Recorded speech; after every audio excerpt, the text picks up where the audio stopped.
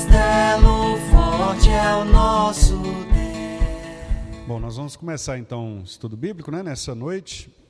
Nós vamos introduzir o tema da Trindade, que é uma das abordagens, né, do Catecismo Maior, e que nós trataremos, né, a partir dessa semana. Hoje nós vamos fazer só uma introdução geral, para que a gente possa mostrar nas Escrituras alguns aspectos que apontam para a existência de um único Deus que subsiste em três pessoas, Pai, Filho e Espírito Santo, né?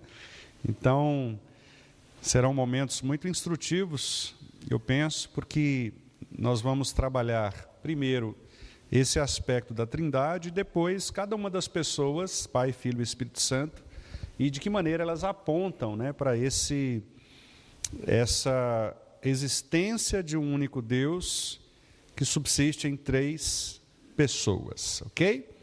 Então nós vamos orar, meus irmãos, para que a gente possa começar aqui o nosso estudo bíblico.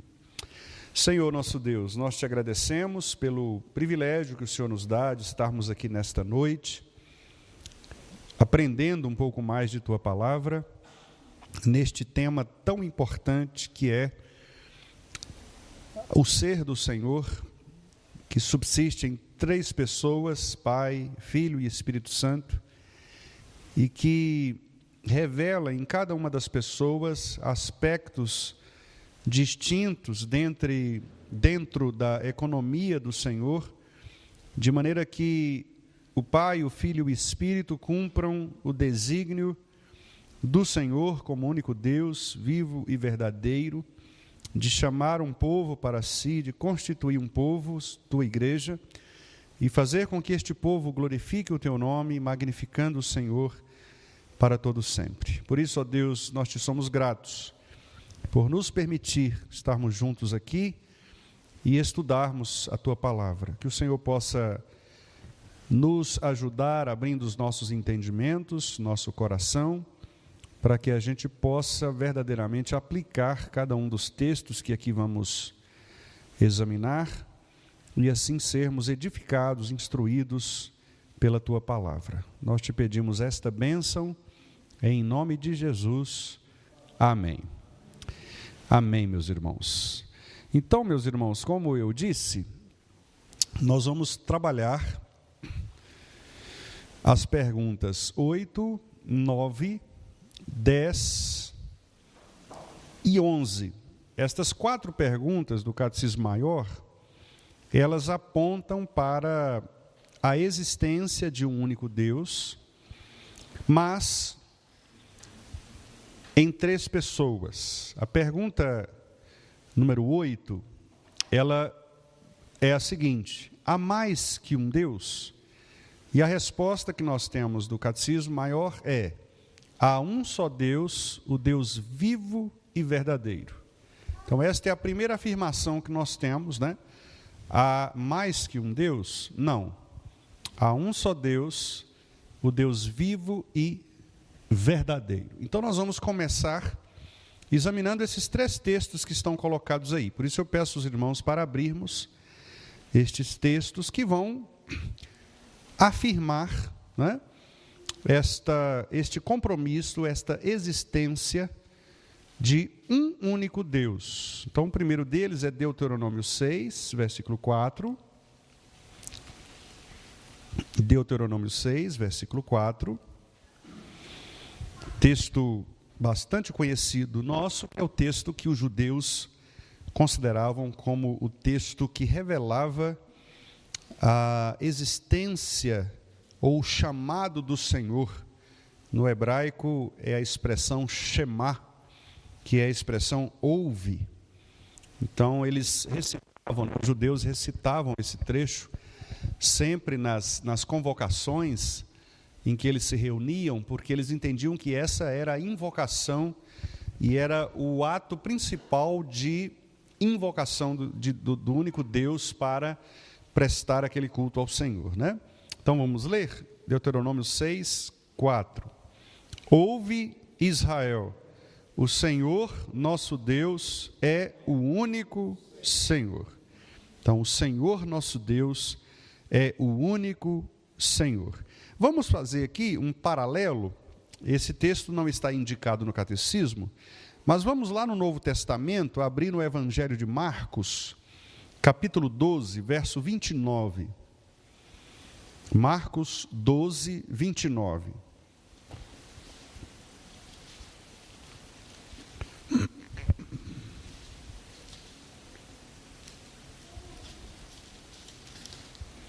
Marcos 12, 29.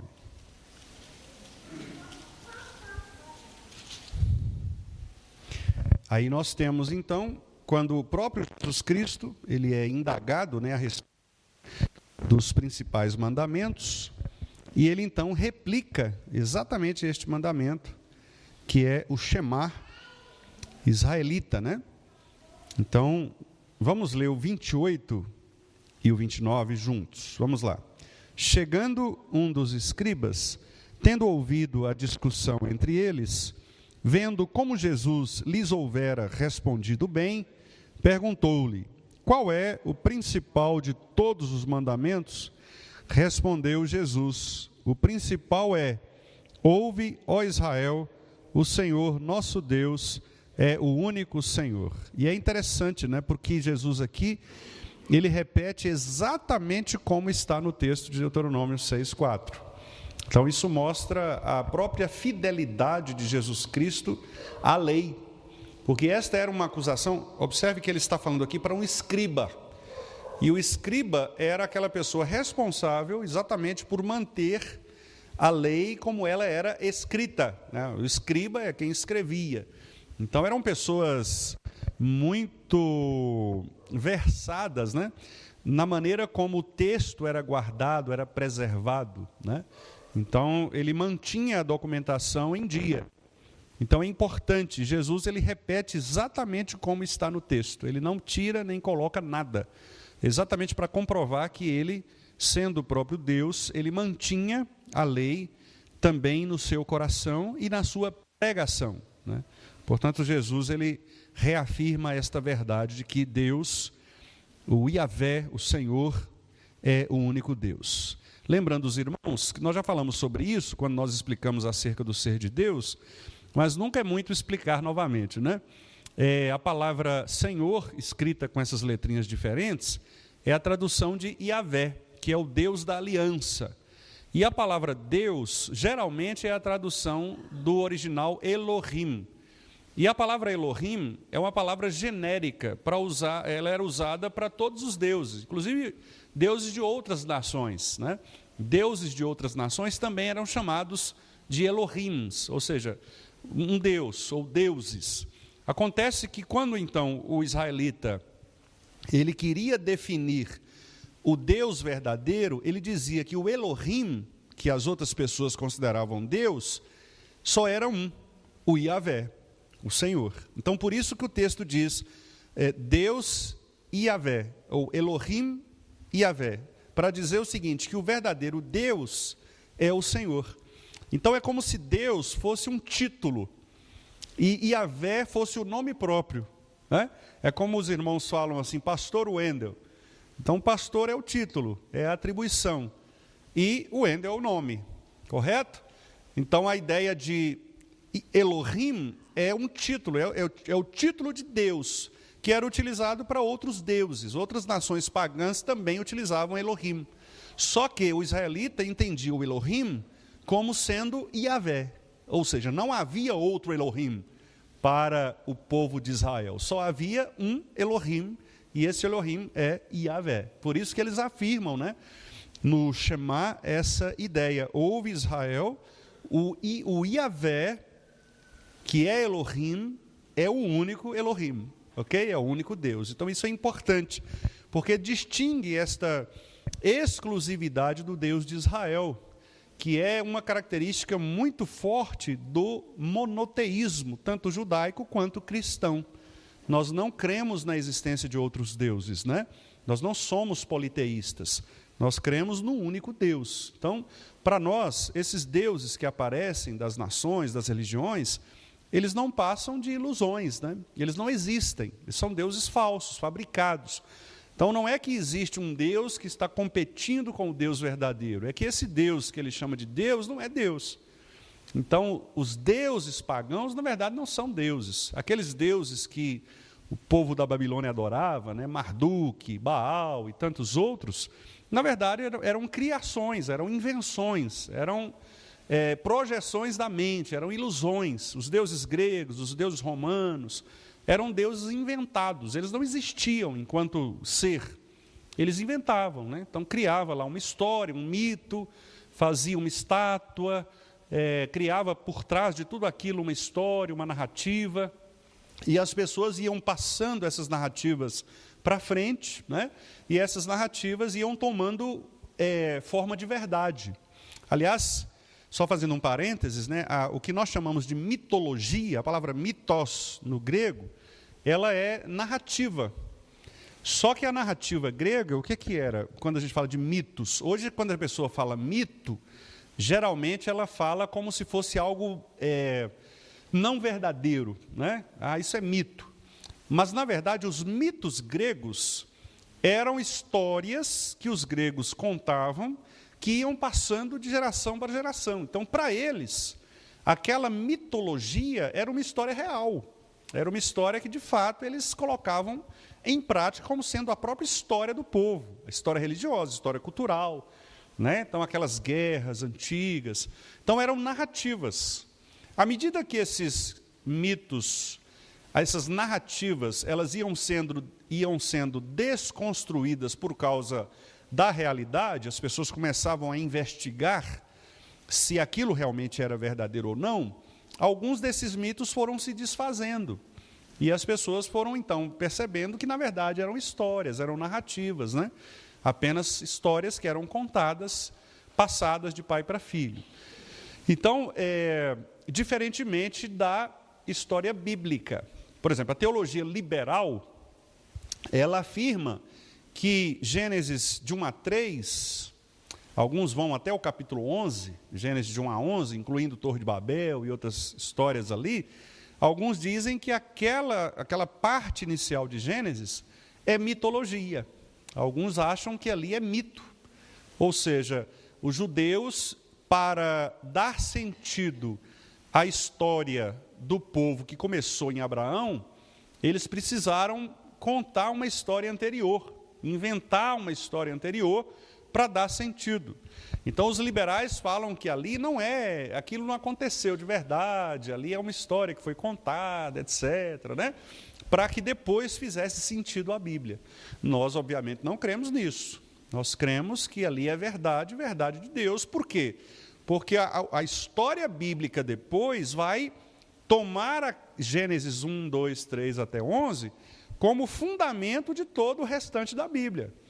O próprio Senhor Jesus Cristo cita trechos que estão lá naquela porção, né? E outros profetas e outros apóstolos tomam, por exemplo, como é que você vai discutir a questão da queda, da depravação total, do pecado, se você tirar Gênesis 3? Né? Como que você vai discutir a questão da união da família, do homem e mulher, se você tirar Gênesis 2? Como você vai discutir a questão da manutenção, da providência do universo, do Deus Criador, se você tirar Gênesis 1? Então, não tem como você retirar a historicidade, né, a realidade desses trechos. Mas há quem discuta isso, né? Os teólogos liberais, não, isso aí é só uma história, é uma narrativa, é um mito judaico, etc., né? Então, muitos fazem esse tipo de argumento, que, obviamente, nós não apoiamos, não cremos, né? Porque nós cremos na historicidade. Então, eu estou falando isso para dizer aos irmãos que havia muitas histórias na época que apontavam para outros deuses, né? Só que eram deuses inventados, construídos, eram narrativas. Na Grécia, né? No Egito. Então, eram deuses que eram construídos. E o povo judeu, desde o início, exaltou a unicidade de Deus. Deus é único. É só esse que é Deus. O resto são invenções da mente humana, né, que produz para si os seus próprios deuses. Vamos ver Jeremias 10, 10, o segundo texto que está indicado aí no Catecismo Maior. Jeremias 10, 10.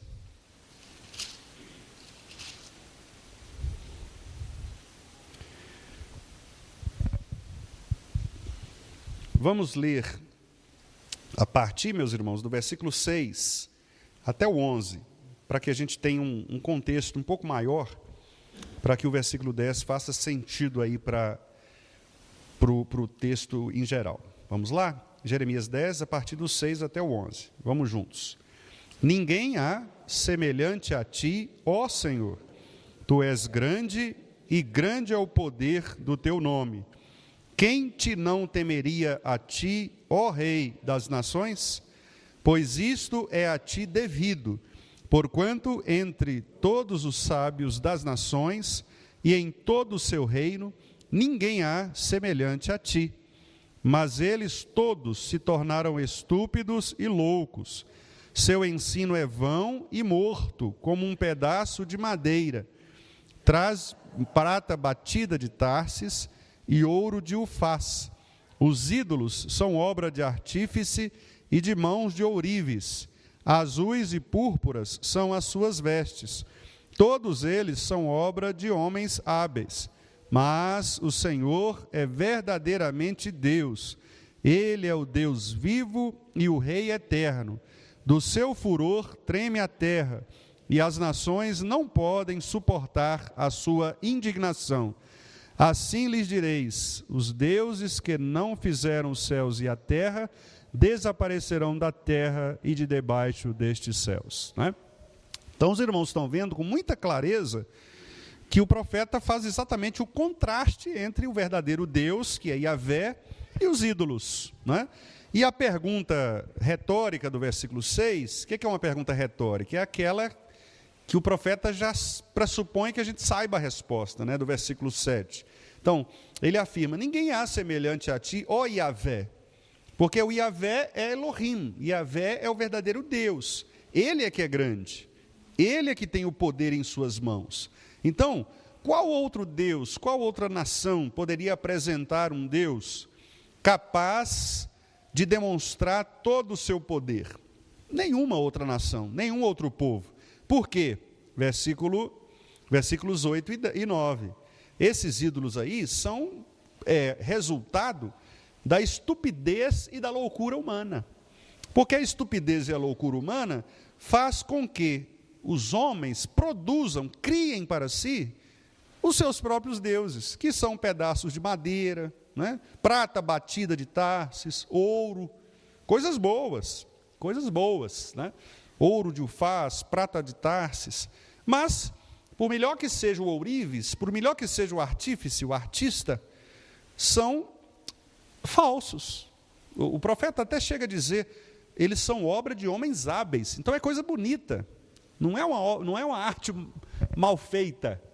É uma arte bonita, uma arte bela. Como de fato a gente vê também hoje, né?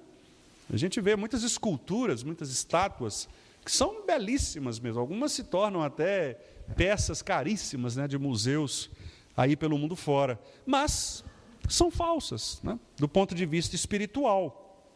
Elas podem até ser verdadeiras do ponto de vista físico. Mas, versículo 10, mas só Yahvé é verdadeiramente Elohim. Então, só o Deus da aliança é o Deus Criador. O Deus Criador, que é o Deus vivo, que é o Rei eterno, que é o Deus todo-poderoso, que faz tremer a terra, as nações não podem suportar, né? Os outros não, os outros vão perecer. Versículo 11. Os falsos deuses, que, como eles não têm poder, eles não fizeram céus e terra, eles vão perecer. Quando os céus e terra perecerem, eles vão perecer também. Então, essas estatuazinhas que a gente vê de Buda por aí, né, essas estatuazinhas de santos, etc., eles vão quebrar como qualquer outro tipo de madeira ou qualquer outro tipo de pedra, né, por mais preciosas que sejam e por melhor que sejam os artífices que os tenham feito, eles vão perecer, porque são apenas pedaços de madeira, de ouro, de pedra, de prata, né? O nosso Deus não, ele é vivo, verdadeiro.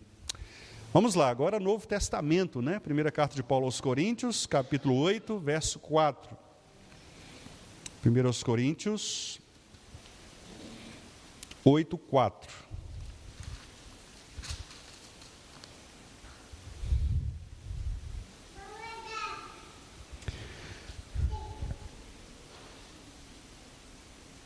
Esse texto de Paulo é muito rico, é um texto em que Paulo ensina como nós devemos nos comportar em relação à nossa vida cristã num mundo que é idólatra.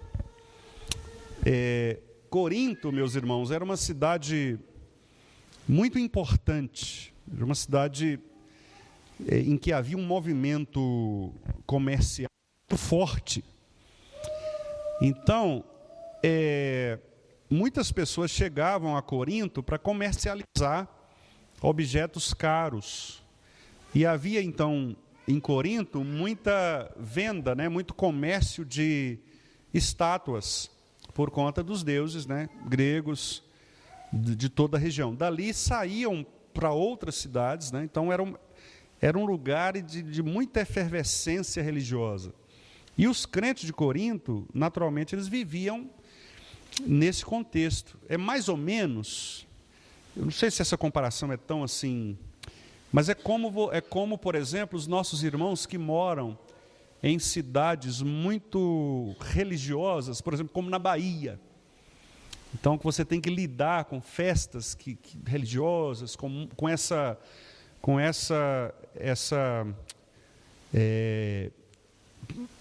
esse sincretismo religioso, essa mistura de religiões. Então, é você afirmar a sua fé cristã num contexto de muitas outras religiosidades, que é o caso, por exemplo, de algumas cidades do interior do Nordeste. Aqui mesmo em Minas Gerais também, algumas cidades históricas que apelam muito para essas questões de imagens aqui perto. Por exemplo, você tem Ouro Preto, Diamantina. Então, algumas cidades que têm essa efervescência religiosa. Então, Corinto era mais ou menos assim, e era um centro comercial em que havia muita circulação de imagens, de coisas preciosas ali que saíam para as outras cidades. E aí os irmãos da igreja tinham dúvidas, porque, por exemplo, ele ia ao mercado comprar um alimento, e ele não sabia se aquele alimento tinha sido oferecido a algum ídolo. Então os crentes ficavam com o coração na mão. Como é que eu vou comprar esse alimento aqui? Vai que essa dona nessa banca ofereceu isso aqui para algum ídolo. E aí a pessoa ficava com medo de comprar aquele alimento, consumir aquele alimento e ter algum problema com Deus, questão da obediência, do testemunho. Então esse é um capítulo muito importante e que Paulo nos ensina sobre isso. Como que nós devemos nos comportar diante de situações, diante de alimentos, diante de coisas que pertencem ao mundo, mas que nós também, como cidadãos, acabamos tendo algum tipo de influência nisso. Então, você vai entrar num supermercado para comprar sua feira e você não sabe se aquele supermercado pertence a alguém que, sei lá, fez algum tipo de pacto com Satanás. Você não sabe se aquele produto ali que você está comprando tem alguma influência, você não sabe. Então, Paulo lida com essas coisas aqui nesse capítulo 8. É um capítulo complexo, difícil, como muitas coisas em Paulo, mas trata disso. Não é nosso assunto aqui, mas é só para explicar aos irmãos. Então, vamos lá no versículo 4. Vamos ler juntos. No tocante à comida sacrificada a ídolos, sabemos que o ídolo de si mesmo nada é no mundo e que não há senão um só Deus. Então aqui Paulo reafirma para os crentes de Corinto que o ídolo, na verdade, ele não existe. Então aquelas comidas que estavam lá no mercado e que supostamente eram oferecidas a ídolos, Paulo está tranquilizando o coração daqueles irmãos, dizendo o seguinte: olha, na verdade, não tem ídolo. O ídolo nada é. O ídolo não existe. Ele nada é no mundo. Ele é uma invenção.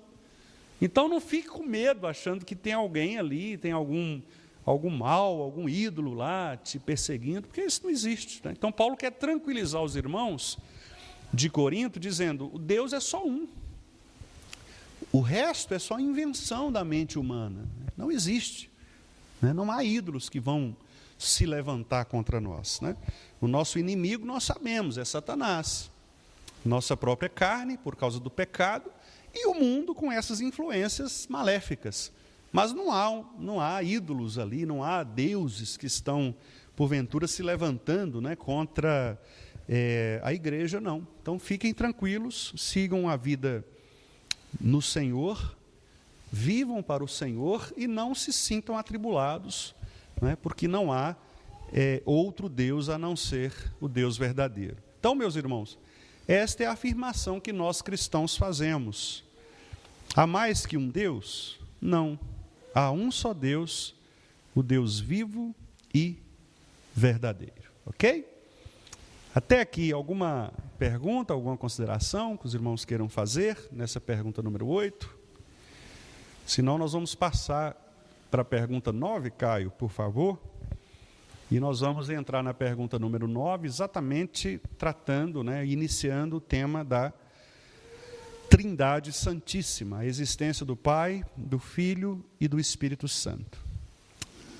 Vamos lá então, vamos ler juntos? Quantas pessoas há na divindade? Há 3 pessoas na divindade: o Filho e o Espírito Santo. Estas 3 pessoas são um só Deus, verdadeiro e eterno, da mesma substância, iguais em poder e glória, embora distintas pelas suas propriedades pessoais. Ok. Então, agora, a pergunta 9 entra diretamente no tema da Trindade Santíssima, né? Então, nós vimos que há um só Deus. Mas agora está sendo afirmado na Bíblia que esse Deus, ele subsiste em 3 pessoas: o Pai, o Filho e o Espírito Santo. Não são 3 deuses, é um Deus em 3 pessoas. É isso que está sendo afirmado. Então, nós não temos 3 deuses, nós temos um único Deus que opera, que subsiste em 3 pessoas: Pai, Filho e Espírito Santo. Estas 3 pessoas, diz o catecismo, são um só Deus. Um só Deus. Então não há 2, nem 3, um só. Da mesma substância, o que significa dizer que o mesmo poder que o Pai tem, o Filho tem, o Espírito Santo tem. Eles são essencialmente iguais em poder e glória. O Pai não é maior que o Filho, o Espírito não é maior que o Pai, o Filho não é maior que o Pai, nem que o Espírito. Os 3 são iguais em poder, os 3 são iguais em substância, tudo aquilo que o Pai tem, o Filho tem, o Espírito Santo tem. Embora distintas em suas propriedades pessoais. Agora, é aí que vem exatamente as questões, né, que trazem estas dúvidas da razão pela qual nós, muitas vezes, temos dificuldades de entender.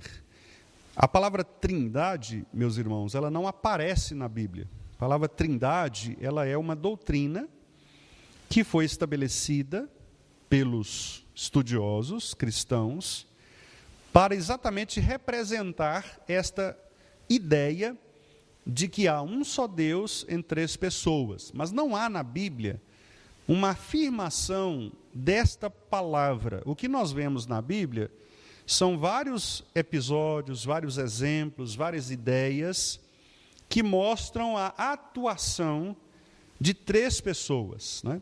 Começando de Gênesis. Então, eu vou pedir os irmãos para abrirem. Nós não temos aqui Gênesis, mas eu antes de ler estes versículos aqui, eu vou levar os irmãos lá para Gênesis, para mostrar aos irmãos como que isso aparece logo nos primeiros capítulos da palavra de Deus. Então, Gênesis 1, 2 e 3.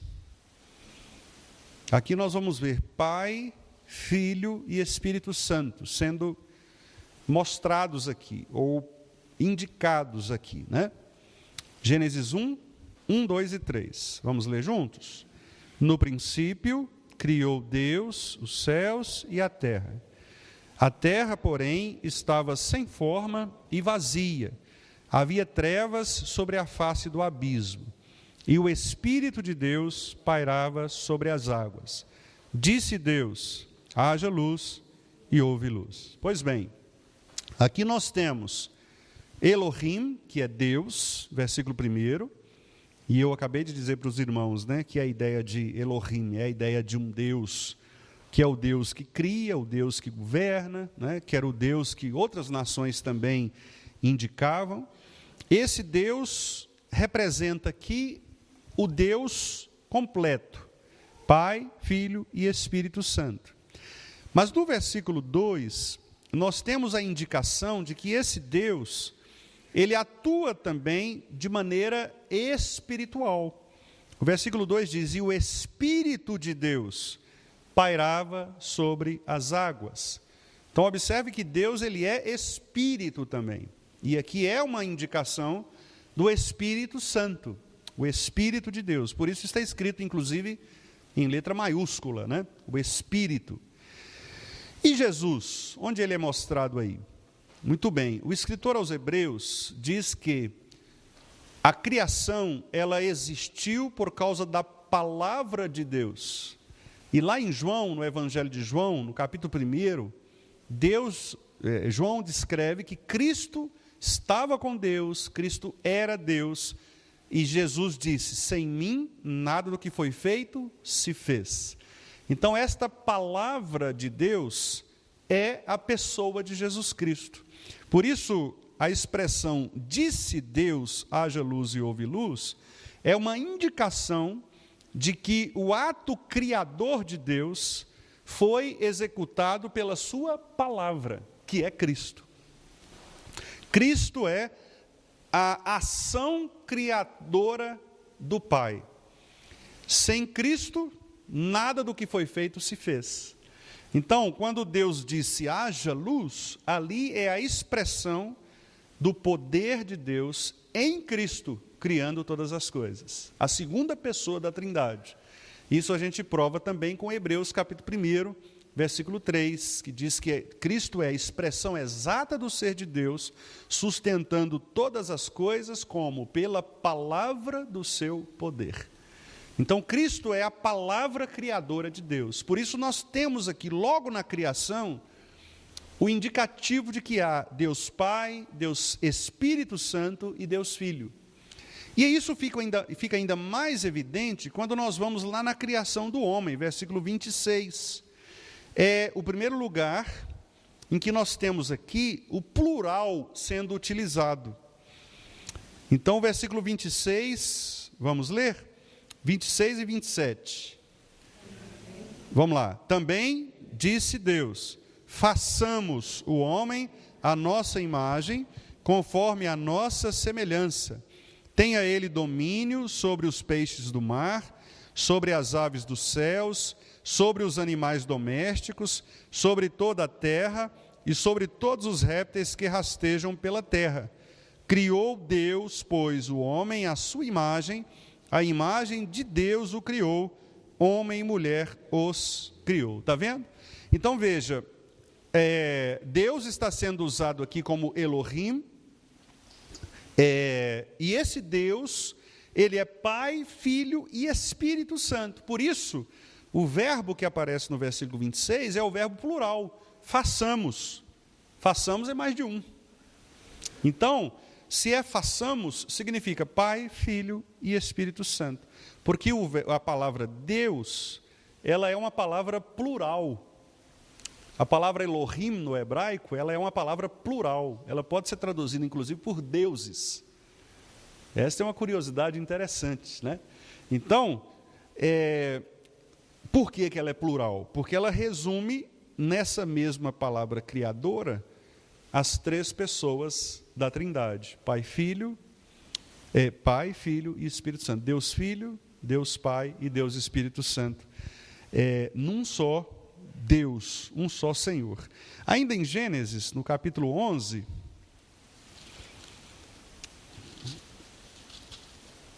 vamos ver aqui no capítulo 11, na Torre de Babel, né, aquela história da Torre de Babel, veja como que está o versículo 7. O versículo 7 é a resposta de Deus à tentativa humana de construir uma torre, né? E aí veja, no versículo 4, os homens dizem, no plural, disseram, versículo 4, vinde, edifiquemos para nós. É um plural, porque são os homens. E aí, no versículo 5, diz que o Senhor desceu para ver. No versículo 6, o Senhor diz, eis que o povo é um, todos têm a mesma linguagem, isto é apenas o começo, agora não haverá restrição para tudo o que intentam fazer. E aí agora Deus se volta para a Trindade. Veja o versículo 7, vamos ler? Vinde, desçamos e confundamos ali a sua linguagem, para que um não entenda a linguagem de outro. Quem desçamos? Pai, Filho e Espírito Santo. Por quê? Porque ele está usando o plural. Assim como os homens, como o povo, tentou edificar, edifiquemos, o Senhor diz, desçamos e confundamos. Nós, não eu, mas nós. Então, Pai, Filho e Espírito Santo, atuando neste evento, né, de confundir a linguagem das pessoas. Vamos ver agora os textos que são indicados ali. Mateus, capítulo 3, versos 16 e 17. Mateus 3, 16 e 17.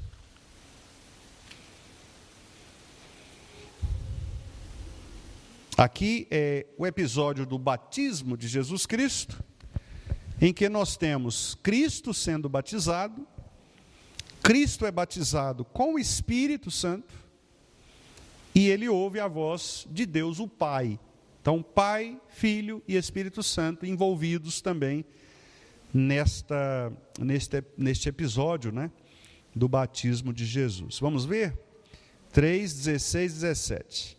Batizado Jesus, saiu logo da água, e eis que se lhe abriram os céus, e viu o Espírito de Deus descendo como pomba, vindo sobre ele. E eis uma voz dos céus que dizia, este é o meu Filho amado, em quem me comprazo. Novamente nós temos aqui o Filho sendo batizado, Jesus, o Espírito de Deus descendo, que é o Espírito Santo, que também é o Espírito de Cristo, e a voz do Pai, Deus Pai, dizendo, este é o meu Filho, naquele em quem eu tenho prazer, aquele que me dá prazer, né? A palavra comprazo, aquele que me dá prazer, aquele em quem eu me satisfaço. Então, o Filho possui o Espírito que é do Pai, né? Então, novamente, nós temos aí um só Deus, subsistindo em 3 pessoas. Vamos ver Mateus 28, 19. Mateus 28, 19.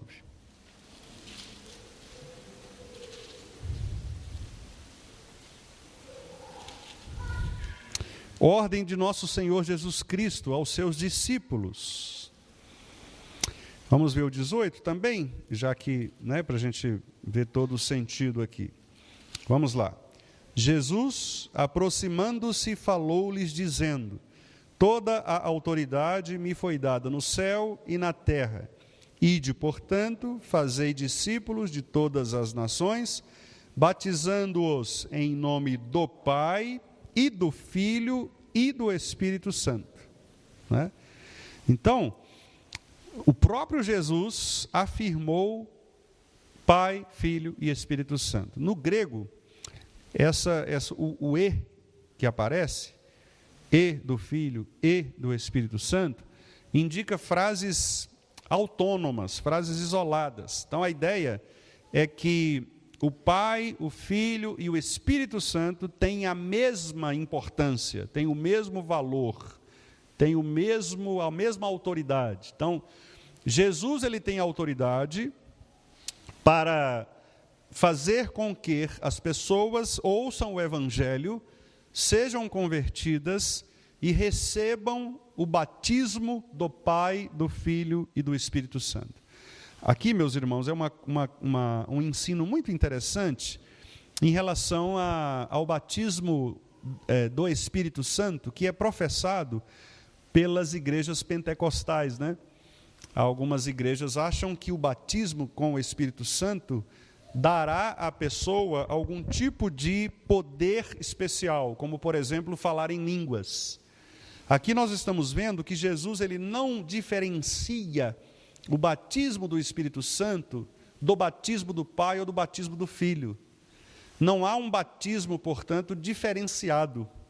Então, uma pessoa cheia do Espírito Santo, ela não necessariamente terá de falar uma língua estranha, por exemplo. Ela não tem uma característica específica, porque o batismo ele não é somente do Espírito Santo. Uma pessoa batizada, ela é batizada em nome do Pai, em nome do Filho e em nome do Espírito Santo. Portanto, não há um valor diferenciado para o Espírito Santo na vida da pessoa. O Espírito Santo é o Espírito de Cristo, que é também o Espírito do Pai. Então, o batismo ele é na pessoa do Espírito Santo, na pessoa do Filho e na pessoa do Deus Pai. Portanto, do Deus inteiro, do único Deus vivo e verdadeiro. Ok? Então, essa é uma outra discussão, mas só para orientar os irmãos, né? Então, os nossos irmãos pentecostais, infelizmente, erram nesse ponto, porque eles esperam que uma pessoa batizada no Espírito Santo, ela demonstre esse batismo por meio de uma experiência específica, como, por exemplo, falar em línguas. Mas em nenhum momento das Escrituras, este falar em línguas se refere a um batismo específico do Espírito Santo, a não ser naquele evento do Pentecostes que nós temos ali, mas é uma situação especial, uma situação específica, né? E que não se refere necessariamente ao batismo como nós temos hoje, o batismo de alguém que aceita Jesus como seu Senhor e Salvador. Esse batismo é este aqui de que Jesus está falando. Alguém que aceita Jesus como Senhor e Salvador, ele é batizado no Pai, no Filho e no Espírito Santo. E ele passa por isso a ser testemunha do sofrimento do Senhor, conforme a gente vê lá em Atos 1:8, né? Quando Jesus fala, recebereis poder ao descer sobre vós o Espírito Santo, que é o Espírito de Cristo, para que vocês sejam testemunhas de quê? Testemunhas de Cristo, né? Então, por isso, nós não cremos nesse batismo do Espírito Santo que leva alguém a ter algum tipo de evidência externa, como falar em línguas, por exemplo. Esse é um outro assunto, né, que a gente pode tratar também no outro momento, com certeza. Vamos lá, 2 Coríntios 13:14. Segunda carta de Paulo aos Coríntios, capítulo 13, versículo 14. Não, acho que está errado ali, né? É segundo ou primeiro? Então, eu acho que está errado aqui. Eu acho que a referência na cópia está errada. Deixa-me só conferir aqui se é o... É o 13, exatamente, não tem o 14, é o 13:13, que é a bênção, né? A bênção apostólica, que também traz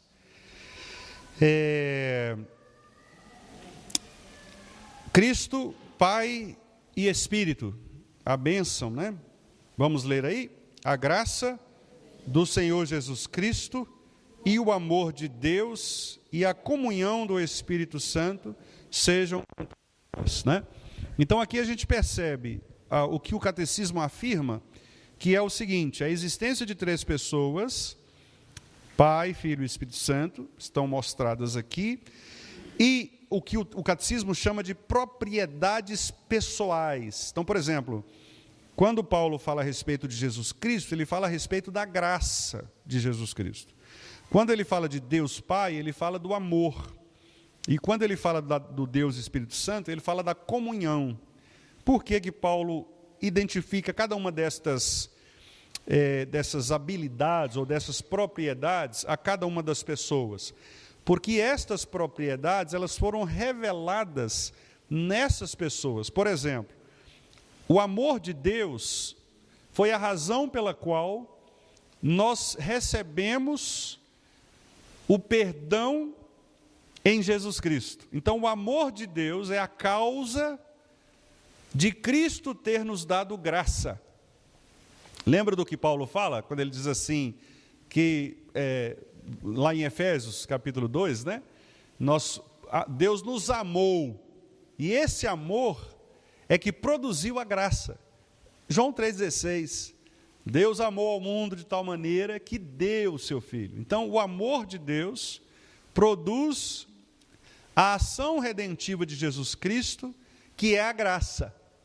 E a graça de Jesus Cristo, ao nos salvar dos pecados, nos reúne como igreja.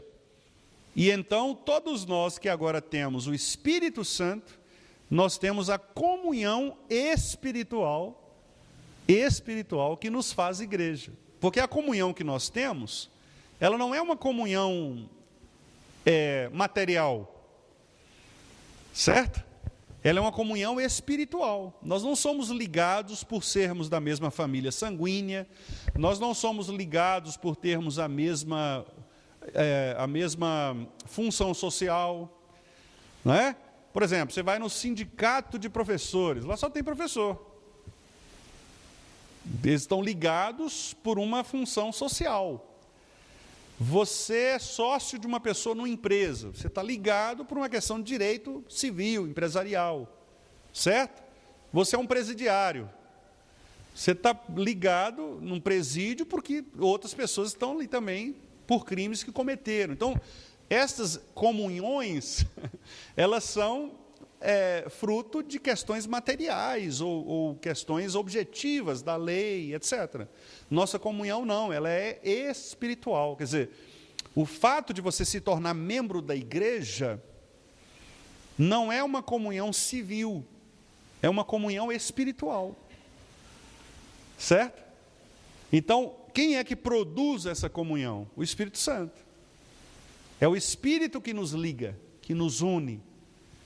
O que faz com que você saia daqui e vá lá no Ceará, visite uma igreja presbiteriana e a pessoa lá te chama de irmão. Irmão por quê? Porque nós somos ligados pelo Espírito Santo. Não fosse isso, nós não seríamos ligados, né? Então, a comunhão ela é produzida pelo Espírito por causa do amor do Pai que nos amou de tal maneira que nos deu graça por meio do seu Filho Jesus. Então, observe que Paulo ele fala das três pessoas e das propriedades pessoais de cada uma delas, né? Nós vamos falar sobre essas propriedades, se Deus quiser, no próximo estudo, porque aí nós vamos especificar o porquê, né, que estas propriedades elas são distintas e de que maneira essa distinção ela aparece também nas Escrituras. Hoje, como eu falei, nós estamos vendo só esse aspecto geral, né, de exemplos de textos bíblicos que mostram a existência de um único Deus, mas subsistindo em três pessoas. E por último aí, irmãos, João capítulo 10, verso 30. João 10, 30.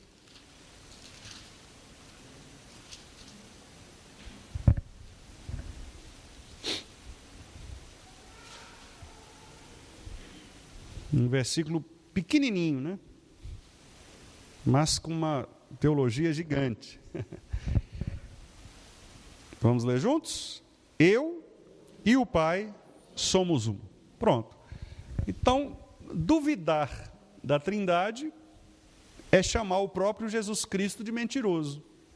Porque o próprio Cristo afirmou, eu e o Pai somos um.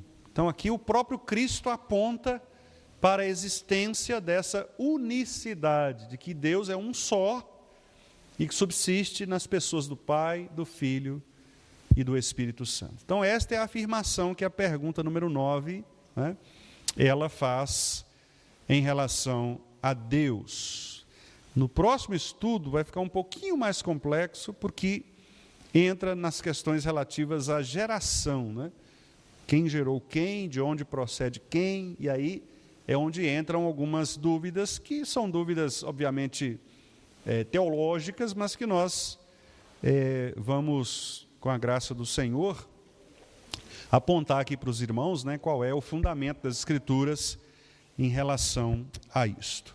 Ok, meus irmãos? Então, hoje nós vimos a existência de um único Deus e também esse único Deus que subsiste nas três pessoas, Pai, Filho e Espírito Santo, sendo essas três pessoas um único Deus, não são deuses diferentes, nós não temos três deuses, né? É um único Deus que se manifesta em três pessoas e que cada pessoa tem a sua propriedade específica, a sua propriedade pessoal, mas ao mesmo tempo, todas as três pessoas são da mesma substância, do mesmo poder e da mesma glória. O Espírito Santo não é menor que o Filho não é menor que o Pai, né? E assim sucessivamente. Então não há perda de poder, não há carência em nenhuma das pessoas, né? Cada uma delas tem perfeitamente os atributos que pertencem a todos os demais. Ok? Então, esse é o ensino, né, das Escrituras Sagradas, o ensino introdutório dessa doutrina. Alguma pergunta, meus irmãos? Algum comentário?